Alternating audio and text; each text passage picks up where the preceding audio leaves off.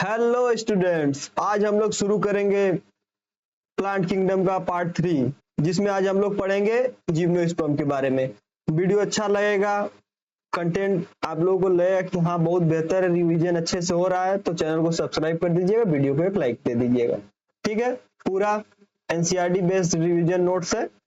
ठीक है, एंजियोस्पर्म भी है इस चैप्टर में, लेकिन वो अभी के लिए फिलहाल हटा दिया गया है नए सिलेबस के हिसाब से। ठीक है, तो हम लोग बस जिम्नोस्पर्म तक पढ़ेंगे तो हम लोगों का पूरा हो जाएगा प्लांट किंगडम का रिवीजन। चलिए आगे बढ़ते हैं, जनरल फीचर्स और इंट्रोडक्शन के बारे में पढ़ते हैं। Gymnosperm derived from gymnos. देखिए जिम्नोस्पर्म का मतलब क्या होता है, इसे दो भागों में तोड़ा गया। एक तो जिम्नोज, ठीक है, जिम्नोज का मतलब होता है नेकेड, एंड स्पर्मा, स्पर्मा क्या मतलब होता है सीड। ठीक है, ओव्यूल जो होता है वो not enclosed bye ovary wall, इनका ओव्यूल जो होता है वो ओवरी वॉल से नहीं ढका होता है। ठीक है, remain exposed both before and after fertilisation. Ovule जो होता है इनक्लोज नहीं होता है ओवरी वॉल से, ये एक्सपोज होता है बिफोर एंड आफ्टर फर्टिलाइजेशन। ठीक है, seeds that develop post fertilise are not covered. जो सीड डेवलप होता है फर्टिलाइजेशन के बाद, ठीक है, पहले पॉलिनेशन हुआ, ठीक है, उसके बाद फर्टिलाइजेशन हुआ, सीड बना, तो सीड जब बनता है तो वो क्या होता है, नेकेड होता है। क्योंकि जिम्नोस्पर्म का हम लोग अर्थ यहाँ पर देखा ही है, जिम्नोस का मतलब ही होता है नेकेड। ठीक है, they range in size including medium, small size, tall and. देखे इनका साइज जो होता है वो स्मॉल भी हो सकता है, प्लांट की साइज की बात हो रही है जिम्नोस्पर्म में, छोटे श्रब्स जैसे भी हो सकते हैं, मीडियम साइज भी प्लांट हो सकता है। सिकोवा जिसे हम लोग कहते हैं giant redwood tree is notable as the tallest tree species. देखिए सिकोवा जो होता है वो क्या होता है कि उसे जेड जाइंट रेडवुड ट्री बोलते हैं, वो टॉलेस्ट ट्री स्पीसीज में से एक है। ठीक है, देखिए लिखा गया है टॉलेस्ट ट्री स्पीसीज है। ठीक है, एकदम आप लोग ये सारी लाइनें याद रख लीजिएगा अच्छे से। अब देखिए हम लोग इसके वेजिटेटिव स्ट्रक्चर, रूट्स और स्टेम के बारे में पढ़ेंगे। ठीक है, वेजिटेटिव स्ट्रक्चर के अंदर यही है, रूट और स्टेम। देखिए दिया हुआ रूट सिस्टम में क्या है, roots in gymnosperm are generally tap root. देखिए जनरली रूट जो होते हैं मेनली, एक होता है जो आप लोग जानते हैं फाइब्रस रूट होता है।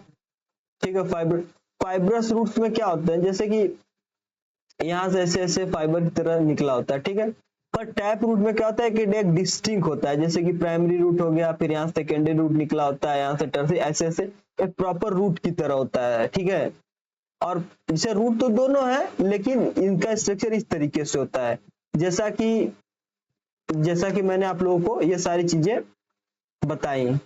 ठीक है,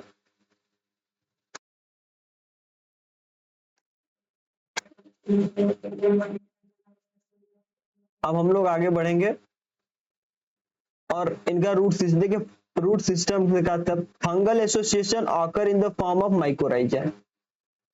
इनके जो रूट्स होते हैं उसके साथ फंजाई मिलके क्या एक एसोसिएशन बनाते हैं जिसे माइकोराइजा बोलते हैं। ठीक है, क्या होता है, fungal association occur in the form of mycorrhiza.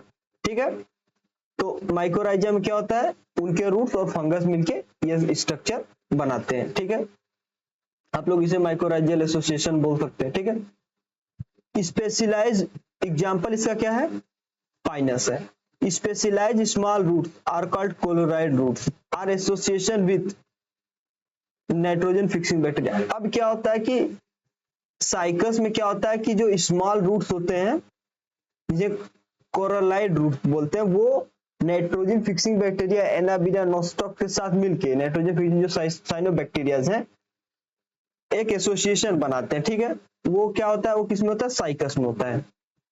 अब स्टेम की मॉर्फोलॉजी देख लीजिए आप लोग।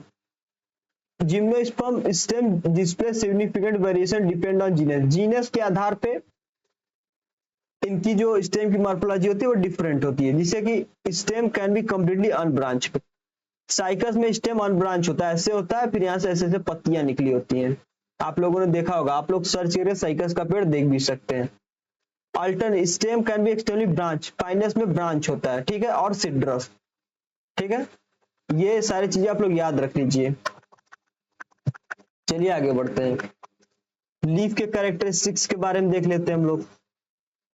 लीफ दोनों हो सकते हैं, सिंपल लीफ हो सकता है, कंपाउंड लीफ हो सकता है, ठीक है।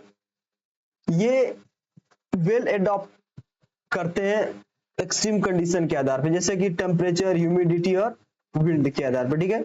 जैसा कि वैसे जैसा सिचुएशन रहेगा वैसा अडॉप्ट किए रहते हैं, वेल एडॉप्टेड, देखिए लिखा है ना, they are well adapted to withstand extreme condition, मतलब कि ऐसे अडॉप्ट होते हैं कि ये एक्सट्रीम कंडीशन में भी अपने आप को सरवाइव कर लें। In cycas pinnate leave are known persist for few year, cycas में पिन्नेट लीव होता है। लीफ दो प्रकार के होते हैं, इनमें देखिए सिंपल लीफ, एक तो मान लीजिए ये सिंपल कंपाउंड है, एक होता है पिन्नेट और पाल्मिटेड लीफ, ठीक है। वो भी किस में आता है, साइकस में आता है, ठीक है। पिन्नेट लीफ जो होता है वो साइकस का पार्ट है ना। वैसे कंपाउंड लीफ के दो पार्ट होते हैं, एक होता है पिन्नेट, एक होता है पाल्मिटेट, ठीक है। तो पिन्नेट जो होता है वो साइकस में पाया जाता है। आज एडाप्टेशन देख लेते हैं हम लोग। Conifers like Pinus, Cedrus, the needle like leaves.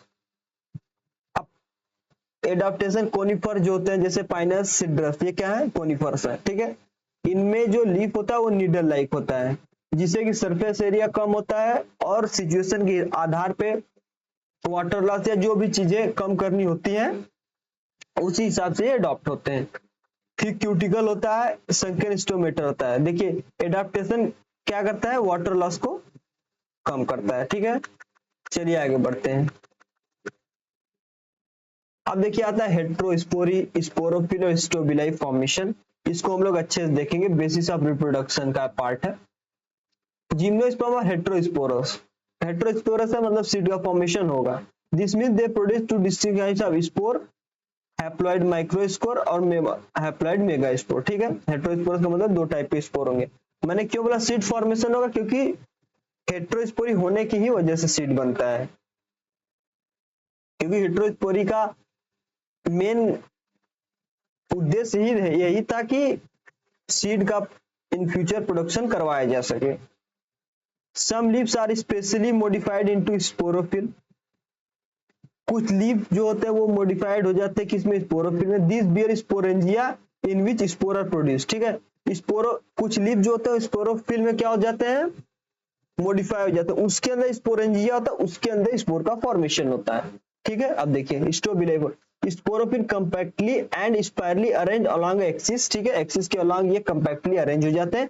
This arrangement what is called lakhs या फिर स्टोबिलाई और कोन्स, ठीक है। लैक्स तो वर्ड नहीं दिया एनसीईआरटी में, लेकिन स्टोबिलाई कोन्स साफ साफ लिखा गया है, ठीक है।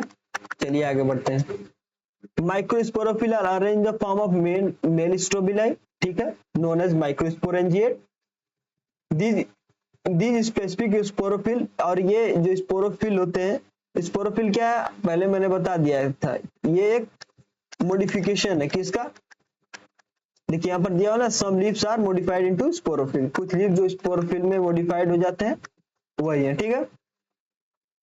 और वो क्या बियर करते हैं, माइक्रोस्पोरेंजियम मेल स्टोबिलाई में। और अब आते हैं पोलन ग्रेन फॉर्मेशन।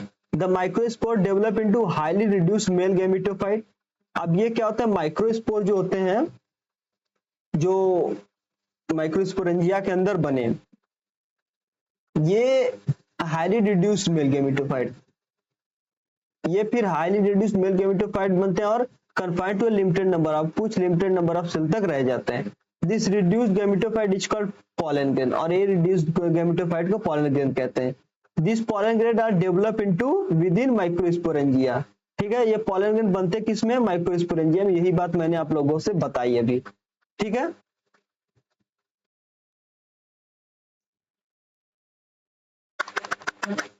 यही बात जो है आप लोग समझ लीजिए कि माइक्रोस्पोरेंजिया के अंदर ही ये डेवलप होते हैं पोलन ग्रेन। फीमेल स्ट्रोबिलाई के बारे में, मेगा स्पोरोफिल अरेंज होते हैं तो वो फॉर्म करते हैं मेगा फीमेल स्ट्रोबिलाई या मेगा स्पोरोफिल। जिन्हें क्या बोलते हैं, मतलब मेगा स्पोरोफिल नहीं बोलेंगे, मेगा स्पोरोफिल अरेंज होते हैं तब फीमेल स्ट्रोबिलाई बनता है, और इसे माइक्रोस्पोरेंजिएट बोलते हैं। दे बियर मेगा स्पोरेंजिया, और ये मेगा स्पोरेंजिया बियर करते हैं जिसे ओव्यूल बोलते हैं। The mega sporangium mainly consist of body called nucellus. Mega sporangium central body, ठीक है, उसे क्या बोलते हैं, mega sporangium mainly consist of central, जो सेंट्रल बॉडी होता है मेगा, उसे न्यूसेलस बोलते हैं, which is protected by envelopes, मतलब इनके आगे पीछे इन्वेलप्स होते हैं जिसे प्रोटेक्ट करते हैं। Megaspore development, the megaspore mother cell differentiate from nucellus, nucellus से मेगा स्पोर मदर सेल बना। उसके बाद ये मेगा स्पोर बनने के बाद ये क्या हुआ, मियोसिस में गया, उससे 4 मेगा स्पोर बने। 1 mega spore within the megasporangium develop into multicellular female gametophyte that bear 2 or more archegonia। यही एक मेगास्पोर फिर क्या करते हैं, 2 या 2 से ज्यादा आर्किगोनिया का फॉर्मेशन करते हैं, ठीक है। यहाँ पर लिखा है 1 megaspore within the megasporangium, megasporangium के अंदर मेगास्पोर डेवलप होता है, ठीक है। 1 megaspore within the megasporangium develop into multicellular female gametophyte, ठीक है, दैट बियर 2 और मोर आर्किगोनिया। ये आप लोग एकदम याद रखिएगा, समझ गए। चलिए आगे बढ़ते हैं।